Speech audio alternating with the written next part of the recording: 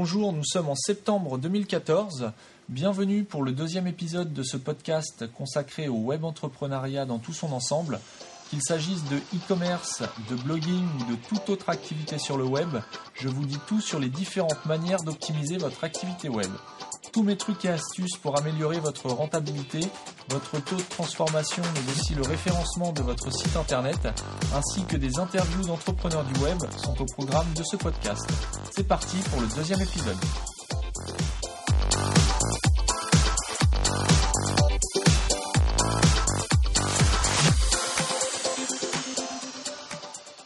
Dans cet épisode, nous allons traiter d'un élément essentiel à la réussite d'un site internet. Il s'agit des 20 critères indispensables au bon référencement de votre site qu'il est important de mettre en place dès son lancement. Nous terminerons comme dans le précédent épisode par un passage en revue des dernières actus web et tech. Sans transition, passons dès maintenant au sujet du mois, à savoir quels sont les 20 critères à vérifier avant la mise en ligne de votre site internet pour optimiser son référencement. Alors, pour ceux qui ne sont pas forcément à l'aise avec cette notion de référencement, il faut savoir qu'il ne s'agit pas d'une science exacte.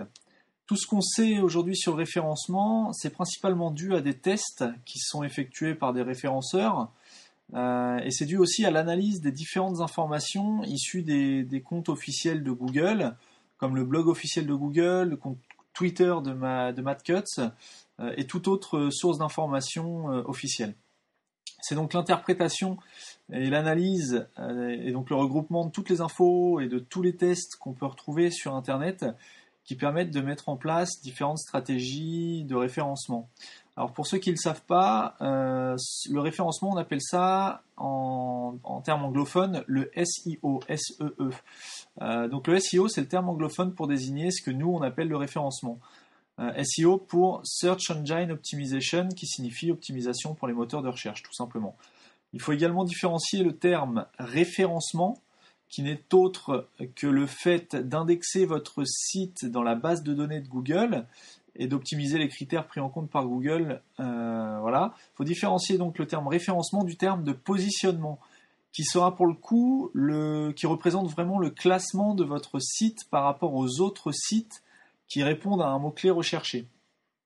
Donc le positionnement, c'est vraiment en fonction de votre stratégie de référencement. Il est absolument impossible en référencement naturel de prédire une quelconque position dans les résultats de recherche Google pour le site sur lequel vous êtes en train de travailler. La seule manière de certifier éventuellement un positionnement, ce serait d'opter pour une stratégie de référencement payant, les fameux Google AdWords que tout le monde connaît aujourd'hui. Donc les liens sponsorisés. Donc voilà, revenons-en au référencement naturel. Donc le SEO, c'est environ 250 critères qui sont aujourd'hui connus et qui sont donc analysés par Google en fonction de plusieurs algorithmes internes qui lui permettent de classer les sites les uns par rapport aux autres. Certains critères dépendent du contenu de votre site, d'autres du nom de domaine ou encore du nombre de liens sortants, des mots-clés de ceux qui seront mis en gras ou en lien vers d'autres contenus, etc., etc. Google sait également reconnaître des typologies de signaux, comme les signaux de marque et les signaux sociaux. Tous ces critères permettent à Google de juger de la pertinence d'un site, de sa qualité et de la confiance qui peut lui être accordée vis-à-vis de son contenu.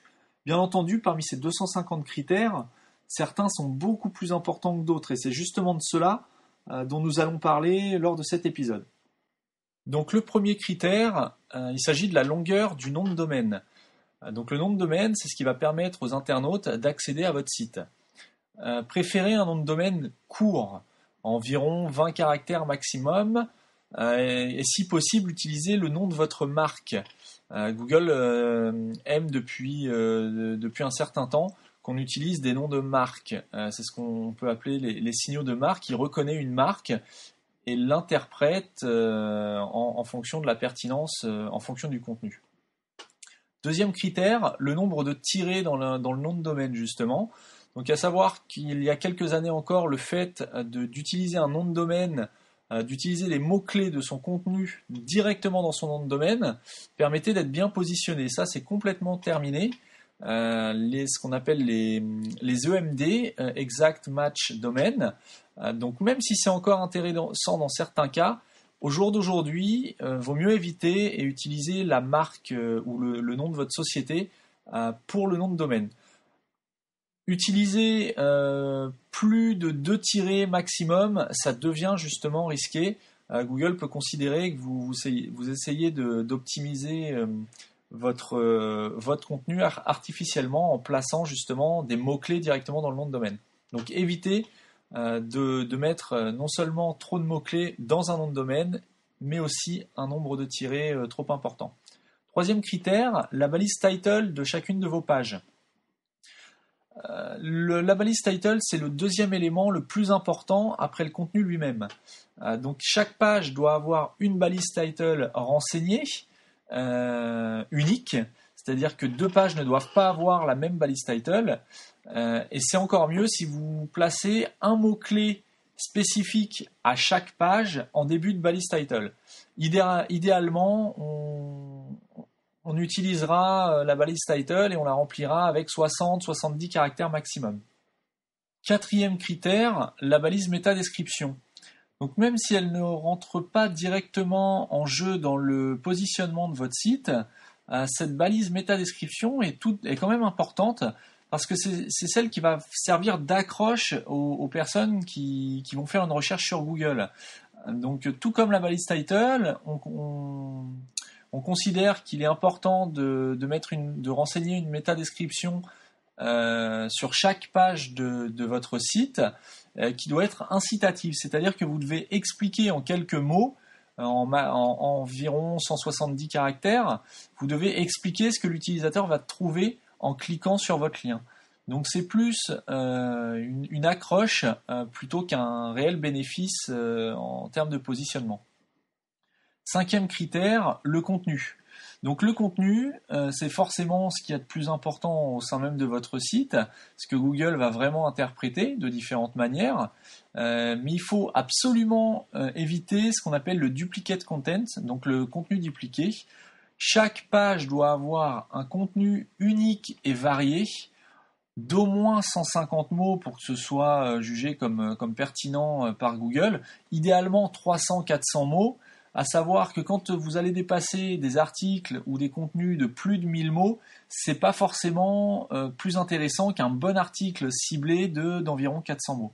Donc voilà, minimum, vraiment minimum, grand minimum 150 mots, idéalement 300-400 mots. Après, si vous pouvez faire plus, tant mieux aussi, mais voilà. Donc faites vraiment du contenu de qualité, c'est vraiment ça, c'est vraiment le premier élément pris en compte par Google dans le positionnement d'un site. Sixième critère, la balise H1. Ce qu'on appelle la balise H1, c'est les balises H de type HN sont des balises titres. Donc la H1, c'est le titre d'importance numéro 1 selon vous. Donc c'est ce que vous allez indiquer à Google. Donc il doit y avoir une seule balise H1 par page. Idéalement, si vous pouvez placer des synonymes du mot-clé qui est déjà présent dans la balise title de votre page, qu'on a vu, qui était donc le troisième critère, si vous utilisez des synonymes du mot-clé de la balise title pour remplir votre balise H1, c'est plutôt performant en termes d'optimisation. Donc la balise H1, c'est vraiment le titre principal de votre page qui doit résumer en quelques mots ce qui va suivre, vos paragraphes qui sont situés juste en dessous. Septième critère, le balisage H2 et plus. Donc comme on vient de le voir, les balises de type HN sont ordonnées de 1 à 6.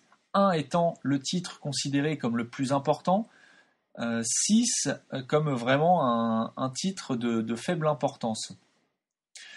Vous pouvez utiliser plusieurs balises H2, H3, H4 si besoin au sein d'un même contenu, d'une même page, en utilisant des variantes du mot-clé qui aura servi à renseigner votre balise H1. Donc à savoir que vous pouvez avoir, donc vous aurez sur chaque page idéalement une balise H1. Sous cette balise H1, vous pouvez avoir plusieurs balises H2. Dans chaque balise H2, vous pouvez avoir plusieurs balises H3, etc., etc. Dans la pratique, on utilise beaucoup les balises H1, H2, un peu moins la balise H3.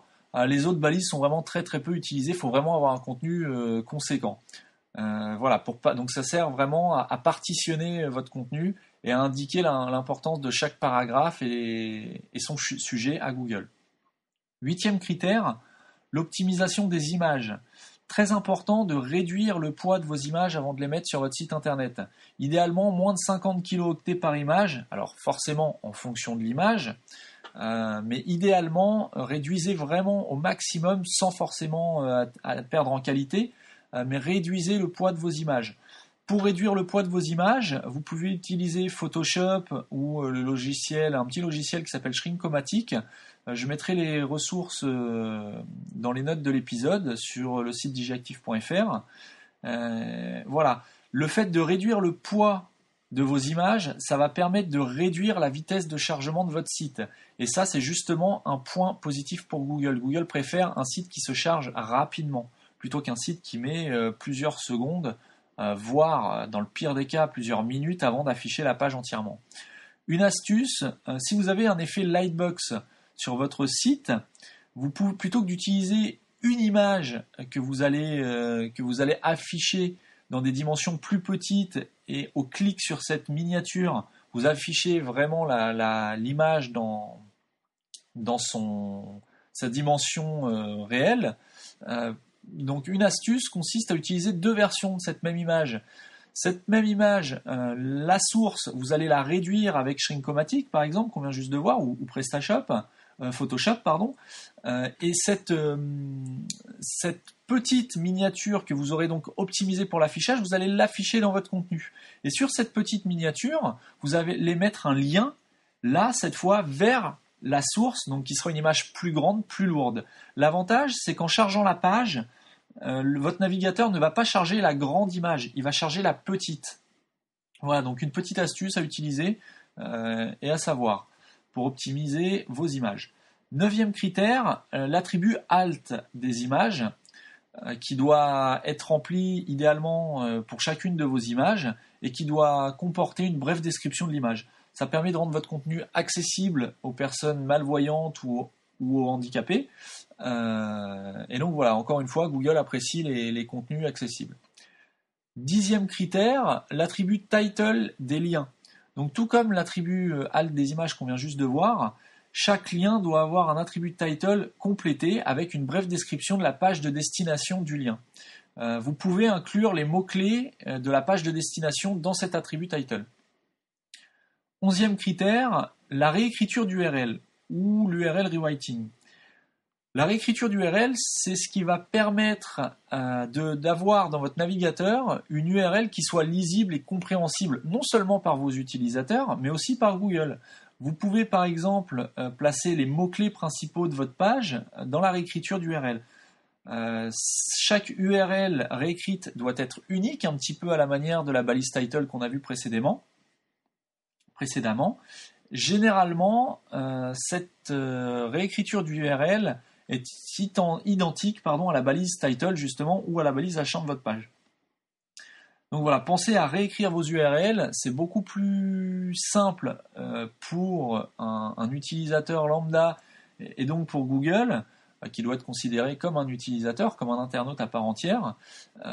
C'est beaucoup plus simple de lire une URL du type votre nom de domaine.com / mesarticles.html plutôt que votre nom de domaine.com / point d'interrogation kt égale 1. Voilà. Donc ça permet de réécrire les URL de manière à être beaucoup plus compréhensible. 12e critère, la redirection 3W. Alors ce qu'on appelle la redirection 3W, ça permet en fait d'éviter d'une part le duplicate content, donc on a vu qu'il était pénalisé par Google, et ça permet de rediriger votre page d'accueil, quelle que soit l'adresse qu'on a saisie dans la barre d'adresse du navigateur. Je m'explique. Si vous saisissez www.votrenomdedomaine.com, vous arrivez sur votre page d'accueil. Si vous saisissez votrenomdedomaine.com sans les 3 W juste avant, théoriquement, vous arrivez aussi sur votre page d'accueil. Mais votre navigateur, lorsque vous ne saisissez pas les 3W, doit rediriger automatiquement vers la version de votre nom de domaine comprenant les 3W. Si vous ne faites pas ça, donc il s'agit d'ajouter une petite ligne de code dans le fichier htaccess de votre site. Pareil, je mettrai la ressource dans les notes de l'épisode. Si vous ne faites pas ça, vous allez avoir du duplicate content sur votre site puisque votre page d'accueil sera accessible, donc un seul contenu sera accessible depuis deux URL différentes. Une URL comprenant les 3W et une seconde URL ne comprenant pas les 3W. Vous allez avoir deux URL qui vont mener vers un même contenu. Ça, c'est considéré comme du duplicate content par Google et c'est pénalisé. Donc pensez vraiment à la redirection 3W. 13e critère, donc là ça concerne principalement les sites e-commerce ou les sites qui ont des espaces membres. Donc qui permettent aux internautes de se loguer et de s'identifier par un mot de passe et un nom d'utilisateur. C'est le certificat SSL. C'est un important facteur de qualité aux yeux de Google, trop souvent négligé. C'est pas forcément évident à mettre en place. Par contre, si vous l'avez, ça indique vraiment à Google que vous êtes un site fiable, pas forcément de qualité, mais au moins un site fiable et sécurisé. Donc ça, c'est vraiment un important facteur de pertinence et de qualité aux yeux de Google. Alors si vous passez par un organisme de certification pour utiliser un certificat SSL, pour certifier un certificat SSL sur votre site, utilisez au moins un certificat de classe 2. Encore une fois, je mettrai les ressources dans les notes de l'épisode. Ça va permettre de rassurer vos visiteurs et donc Google qui, dès qu'ils vont accéder à une partie privée de votre site, donc c'est-à-dire en s'identifiant par un login, un mot de passe, il y a un petit cadenas qui va s'afficher. L'URL de votre site va se réécrire non plus en HTTP mais en HTTPS pour S comme sécurisé. Et l'organisme de certification auquel vous aurez fait appel pour émettre un certificat SSL certifiera votre identité auprès des utilisateurs. Ça permet grosso modo de chiffrer les données qui sont envoyées par les utilisateurs, à savoir quand un utilisateur saisit son login, son mot de passe dans un formulaire d'identification et qui clique sur envoyer, les données transitent en clair. Si vous n'avez pas de certificat SSL, les données de l'utilisateur transitent en clair sur le réseau et quelqu'un qui pourrait écouter ce qu'on appelle écouter le réseau Wi-Fi, votre réseau Wi-Fi, est capable d'intercepter justement votre login et votre mot de passe en clair. Utiliser un certificat SSL, ça permet justement de chiffrer ces données qui sont envoyées depuis le formulaire d'identification et ce qui rend impossible la compréhension des données que vous avez saisies par un pirate éventuel qui est en train d'écouter votre réseau. Donc voilà, le certificat SSL, indispensable pour tous les sites e-commerce. Malheureusement, il y a trop peu de sites e-commerce qui pensent à utiliser un certificat et à faire certifier le certificat par un organisme. Mais c'est vraiment un critère très important aux yeux de Google. 4e critère, l'hébergement et l'adresse IP de votre site. Encore une fois, c'est un aspect qui est bien souvent négligé par les webmasters. C'est un critère très important aux yeux de Google qui influence non seulement la vitesse d'affichage de votre site, mais aussi ce qu'on appelle l'IP canonique. Donc idéalement, il s'agit d'avoir une adresse IP unique pour un nom de domaine. Ça, c'est vraiment dans l'idéal, c'est pas forcément évident, mais le fait d'avoir une adresse IP unique, ça vous évite d'être pénalisé si les autres sites qui éventuellement seraient hébergés sur la même adresse IP que votre site, si un de ces sites a des actions illégales, plutôt que ou spam tout simplement, si un nom de domaine qui est sur la même adresse IP que le vôtre fait du spam, vous risquez vous aussi de vous voir pénalisé. En ayant une adresse IP unique, vous êtes le seul responsable de ce que vous faites avec cette adresse IP. Donc c'est vraiment un point positif qu'il faut pas négliger. Idéalement, l'adresse IP du site, donc de votre site, doit pointer vers votre nom de domaine. Donc pour le vérifier, vous faites un ping. Donc je mettrai encore une fois dans les notes de l'épisode comment faire. Vous faites un ping vers votre nom de domaine. Vous allez connaître votre adresse IP Et en saisissant directement l'adresse IP d'une part dans votre navigateur, vous allez voir vers quel contenu l'adresse IP redirige directement. Si c'est vers votre site, c'est parfait. Si c'est pas vers votre site, voilà, il y a peut-être des actions à mettre en place justement pour améliorer tout ça. Deuxième utilité du ping. Donc quand vous allez pinguer votre nom de domaine sous Mac, ça peut se faire avec le terminal ou sous Windows avec la console, vous allez donc récupérer l'adresse IP qui correspond à votre nom de domaine sur laquelle est hébergé votre nom de domaine, et vous allez pouvoir aller sur bing.fr, donc le moteur de recherche de Microsoft, et vous allez pouvoir saisir la commande suivante, IP, votre adresse IP, enfin l'adresse IP de votre nom de domaine, et ça va vous lister tous les noms de domaine qui sont présents sur cette adresse IP. Ça permet justement de voir s'il y a beaucoup de noms de domaine qui utilisent la même adresse IP que vous ou pas. Plus vous avez de noms de domaine qui utilisent la même adresse IP que votre nom de domaine, plus vous avez de risques de subir une pénalité pour X ou Y raison. Donc voilà, vraiment, pensez à la qualité de votre hébergement et à la qualité de l'adresse IP qui héberge votre nom de domaine, qui pointe vers votre nom de domaine, pardon.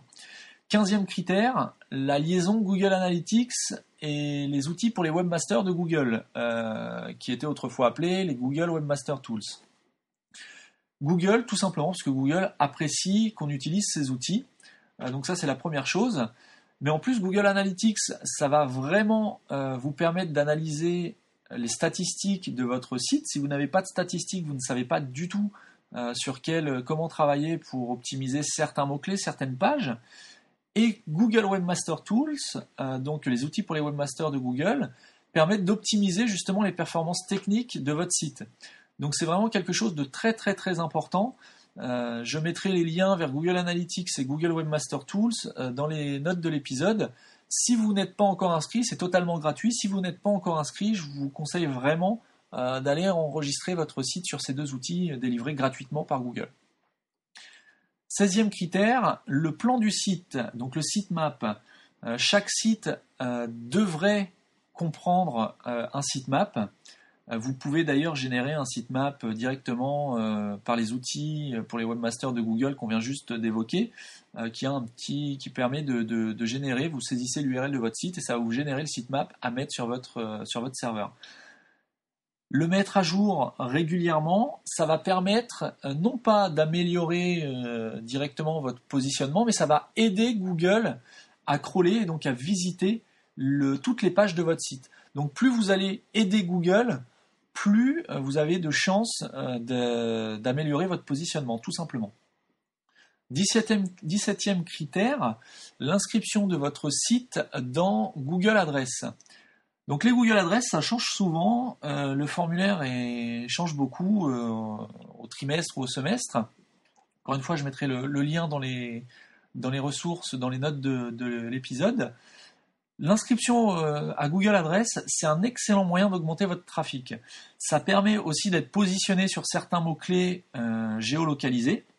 C'est-à-dire que si vous avez un site, vous tenez un restaurant, vous avez un site qui permet de mettre en ligne votre carte, le fait d'inscrire votre site ou votre établissement dans Google Adresses, quand quelqu'un de votre ville va rechercher un restaurant, vous avez des chances d'apparaître non seulement dans les résultats de recherche classiques de Google, mais aussi à droite. Vous avez peut-être pu remarquer en faisant des recherches sur d'autres thématiques qu'il y avait des fiches à droite avec des photos, un plan pour y accéder, des horaires d'ouverture. Ça, c'est issu des Google Adresses. Ce sont des établissements, des sites internet qui se sont inscrits sur Google Adresses. Donc en vous inscrivant, vous avez une chance supplémentaire d'apparaître dans les résultats de recherche Google, notamment lorsqu'il s'agit de résultats localisés. Donc en fonction de la géolocalisation des internautes. C'est un critère également de pertinence pour Google de savoir que vous êtes référencé dans son annuaire en fait, dans son annuaire, dans ses adresses. 18e critère, c'est tout simplement, ça paraît évident, mais si on oublie, on se tire un petit peu une balle dans le pied, c'est la soumission à Google. Pareil, je mettrai l'URL qui permet de soumettre votre site directement à Google dans les notes de l'épisode. C'est indispensable à faire dès la mise en ligne du site. Pas avant, surtout pas avant, car si vous soumettez un nom de domaine qui ne pointe vers rien, justement, Google, après avoir reçu votre soumission, va aller visiter ce nom de domaine, et s'il voit que le contenu est vierge ou qu'il n'y a rien du tout qui pointe sur ce nom de domaine, justement, ça peut vous pénaliser, puisqu'il va se dire que le nom de domaine n'est vraiment pas pertinent. Donc vraiment, pensez à soumettre votre site, votre nom de domaine à Google dès la mise en ligne du site, pas avant. Le temps de prise en compte de la soumission, là pour le coup, est variable. Ça peut être très rapide, ça peut prendre quelques heures, quelques jours, à plusieurs mois. À savoir que là-dessus, il y a vraiment des efforts qui ont été faits par Google. Il y a encore quelques années, on soumettait un site, ça pouvait être pris en compte plusieurs semaines après la soumission. Là, en général, 24-48 heures après, c'est pris en compte. 19e critère, l'index DMOZ. DMOZ, donc D-M-O-Z. Encore une fois, je mettrai le lien dans les notes de l'épisode. C'est un annuaire historique sur le web et beaucoup d'experts en référencement pensent que le fait d'être indexé dans DMOZ, c'est un critère de pertinence pour Google. Historiquement, Google complétait sa base de données en allant puiser dans les sites qui étaient présents sur DMOZ. Donc le temps de prise en compte, là pour le coup, est extrêmement long par DMOZ, c'est-à-dire quand vous allez soumettre votre site à l'annuaire DMOZ, vous allez être éventuellement accepté par l'équipe de modérateurs de l'annuaire, mais ça peut prendre là pour le coup vraiment plusieurs mois.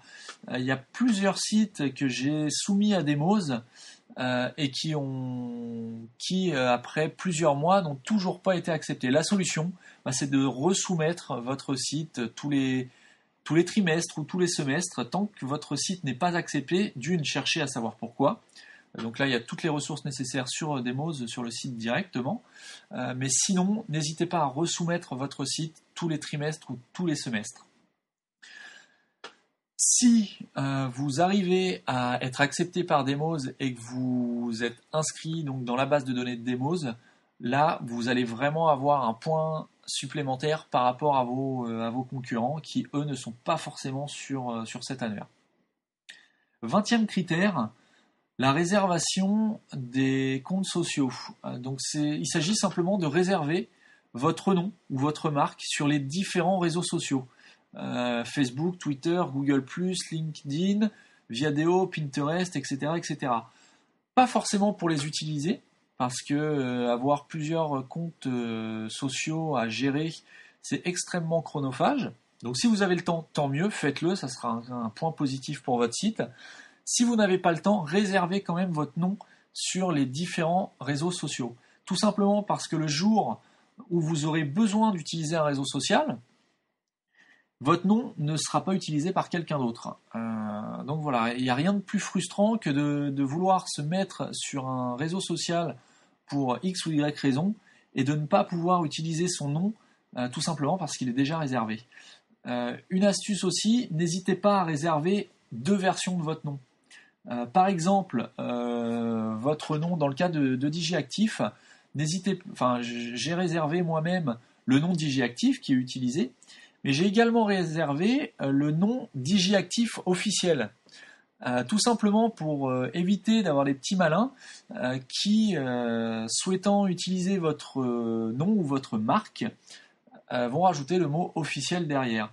Donc voilà, pensez vraiment, même si vous n'utilisez pas la version votre nom officiel, pensez quand même à le réserver pour éviter que quelqu'un d'autre ne le fasse. En conclusion, donc on vient de passer en revue 20 critères indispensables à la mise en ligne, 20 critères SEO à vérifier dès la mise en ligne de votre site internet. Il y en a sûrement d'autres, c'est même sûr, oui. N'hésitez pas à me laisser vos commentaires dans les notes de l'épisode. Et donc pour terminer, 2 ressources qui vont permettre d'optimiser justement ces critères et de ne rien oublier. Ce sont des petits logiciels qui vont vous permettre de crawler et donc de vérifier ces 20 critères. Il s'agit, pour Windows, vous pouvez utiliser le logiciel Xenu, Xenu. Je mettrai le lien dans les notes de l'épisode. Pour Mac, vous pouvez utiliser Integrity, donc Integritty. Principalement, ces deux logiciels pour traquer les liens brisés sur vos contenus, donc les pages 404, qu'il faut aussi limiter. On n'en a pas parlé, mais moins vous aurez d'erreurs 404 sur votre site, mieux ce sera pour Google.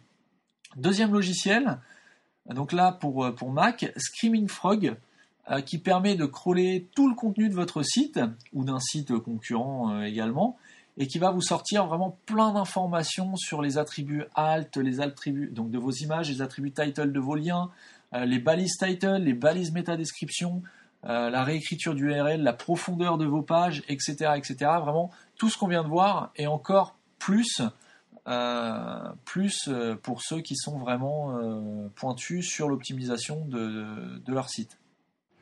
Donc voilà pour ce sujet du mois. Passons maintenant aux actus web et tech de ces dernières semaines.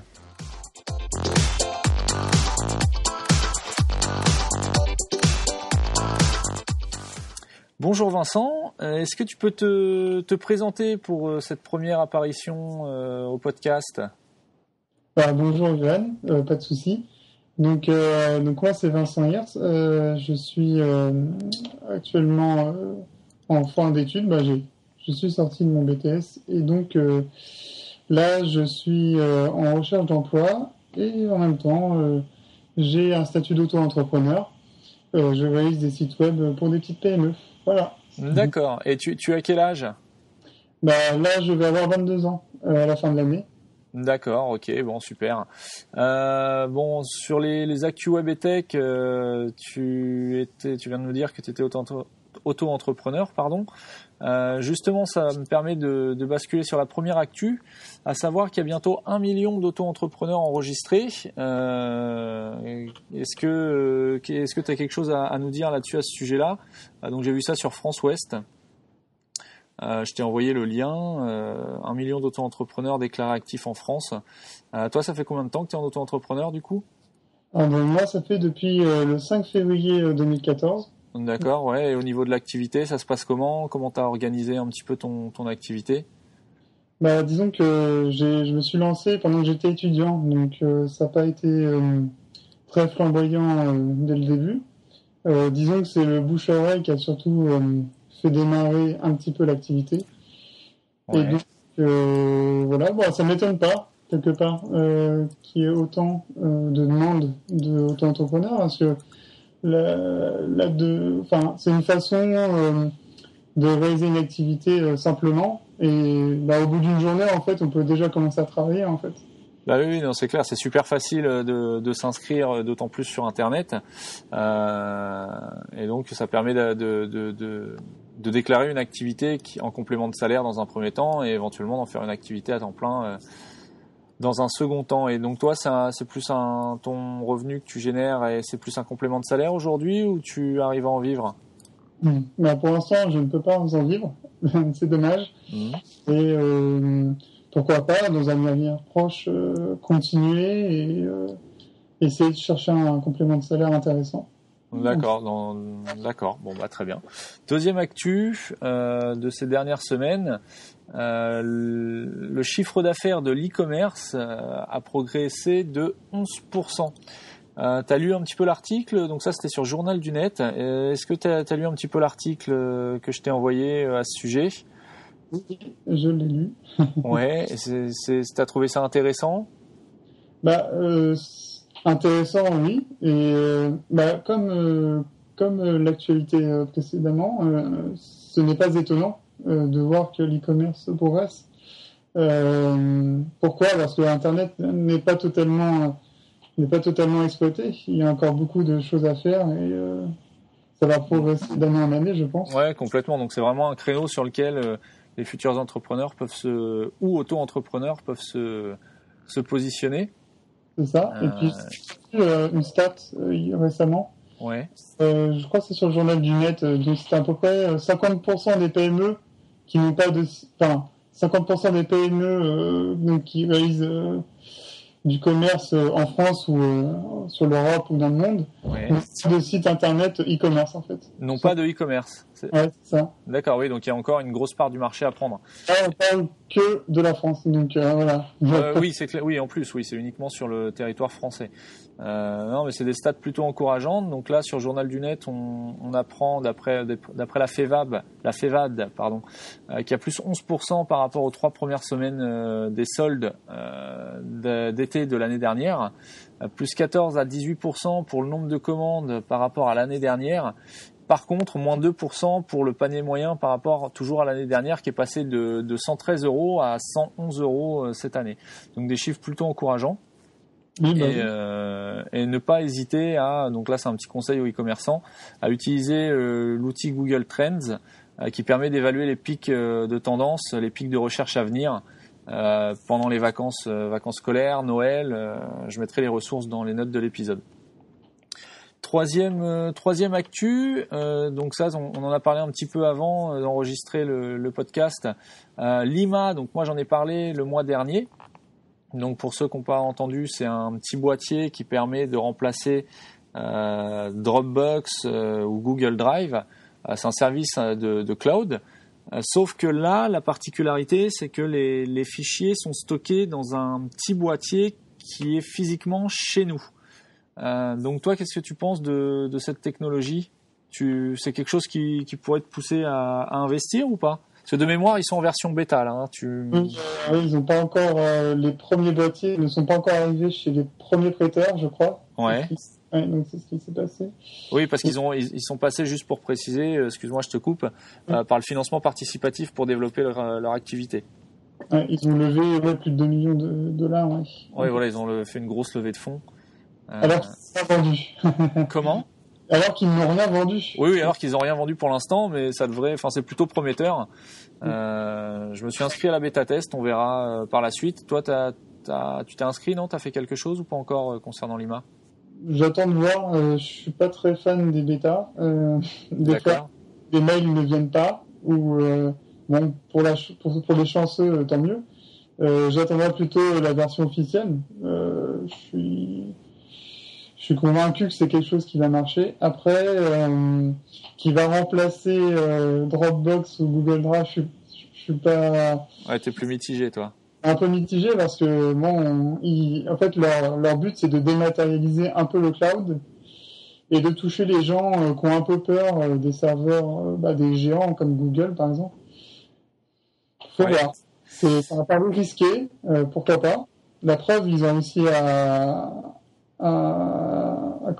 enflammer la toile entre guillemets, parce que, oui, on en parle beaucoup là, oui, c'est vrai. En tout cas, du côté français. Après, dans le monde, je ne sais pas s'ils en parlent, mais il y a des chances que oui. Oui, à voir. Donc ils sont allés aux États-Unis pour aller chercher l'argent, je crois. Ils n'ont pas fait ça en France, mais tout est français. Donc, c'est justement ce qui rend l'actu aussi intéressante, c'est que pour une fois qu'on a une start-up prometteuse au niveau mondial, ça serait bête de pas en profiter et de pas en parler. Donc, moi je trouve ça plutôt intéressant. Alors effectivement, de là à remplacer le service de Dropbox ou de Google Drive, peut-être pas dans un premier temps. Mais dans un deuxième temps, le fait vraiment d'avoir la main sur les fichiers qu'on souhaite partager sur Internet, c'est quand même un gros avantage, puisqu'au jour d'aujourd'hui, tout ce qui est sur Google Drive ou sur Dropbox, concrètement, c'est stocké sur des serveurs externes et on n'a absolument pas la main sur ce qui se passe dessus. Donc, même s'il ne s'agit pas d'héberger des choses ultra confidentielles sur ce genre de service, ça peut rassurer pas mal d'utilisateurs, moi y compris. Donc voilà, affaire à suivre. Tu nous tiendras informé si tu achètes le petit boîtier et j'en ferai de même. J'espère bien. Ouais. Quatrième actu, Sony visé par une cyberattaque, un dirigeant menacé. Donc ça, c'était sur le site 7sur7.be, donc un site d'actualité belge. Voilà, donc à savoir que Sony avait déjà connu une attaque au sujet de la PlayStation il y a quelques années. Je sais pas si t'as dû en entendre parler. Quelques mois, on pouvait plus jouer sur le. Oui, voilà, il y a une grosse coupure au niveau du service online de la PlayStation. Donc là, à nouveau, Sony attaqué. Donc bon, est-ce que Sony, c'est quand même étonnant que des plateformes comme aussi importantes que Sony, que le réseau PlayStation Network à l'époque, soient aussi facilement entre guillemets attaquées avec des préjudices et voilà. Donc je mettrai le lien dans les notes du podcast. En fait, c'est un peu bizarre parce que Sony n'a rien à voir avec, enfin, je sais pas. C'est ceux qui ont attaqué, ou en tout cas le groupe, enfin ils savent pas trop, mais apparemment un groupe ou un individu qui représente l'État islamique, bon, c'est peut-être... Ouais, bon. Il y a peut-être un coup de com', je sais pas pour qui derrière, mais... C'est un buzz ou c'est une réalité, je sais pas. C'est un peu, bon... Oui, c'est vrai que c'est... Mais bon. C'est quand même, hein. À suivre et à faire attention, surtout. Oui. Dernière actu, Google lance son service de livraison par drone. Alors c'est passé en plus à la télé cette semaine aux informations. Je sais pas si tu l'as vu.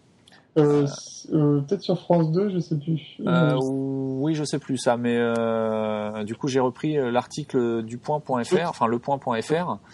Sur Internet en tout cas, oui. Ouais, qui est c'est plutôt intéressant. Alors après, je sais pas si ça pourra se démocratiser et se développer aussi simplement qu'on nous le fait, qu'on veut bien nous le laisser entendre. Mais je trouve ça plutôt intéressant. Je sais pas si toi tu seras intéressé pour voir, pour expérimenter le service. C'est un super gadget. Ouais. Actuellement, ce qui pose problème à ce gadget de se développer, Amazon a déjà essayé ce genre de... Oui, voilà, c'est Amazon qui a tenté. Amazon avait déjà ouvert le bal, Google est en train de le faire. En fait, ils n'ont pas encore les autorisations aux États-Unis pour livrer les colis. Donc, le temps que ça arrive en France, on attend de voir. Oui, c'est clair, oui. On a toujours un cran de retard là-dessus par rapport aux États-Unis, hein, donc bon, faut pas désespérer. Après, ça vient de chez eux, donc bon, c'est peut-être normal. Mais oui, se faire livrer par un drone, bon, ça fait peut-être un peu peur. Hein. Après, faut pas qu'on va signer sur le... Oui, voilà. Faut pas qu'il lâche les colis en plein vol, quoi. Oui, et puis s'il y a le mauvais temps, merci. Aussi, oui. Aussi. Bon, j'imagine qu'après ils ont prévu que c'est protégé, mais bon, à suivre, une actualité aussi intéressante à suivre dans les semaines et dans les mois, voire années à venir. Donc voilà, merci Vincent d'avoir participé à ce deuxième épisode du podcast. Est-ce que tu peux nous dire où on peut te retrouver sur Internet, sur Twitter, sur Facebook ? On peut me retrouver sur Twitter et sur Facebook Instant Creatis. Voilà. D'accord, donc les deux. Voilà, les deux plateformes. Les deux, et puis sinon, vous tapez instantcreatis.fr et vous trouvez mon site. Et sinon, c'est tout. D'accord, bon super. Écoute, merci beaucoup. On va se quitter sur cette petite... sur cette dernière note, pour DigiActive, toujours pareil, le blog digiactive.fr, Facebook DigiActive, Twitter DigiActive, Google+, DigiActive, DIGIACTIF. Merci et à bientôt Vincent. Merci à toi.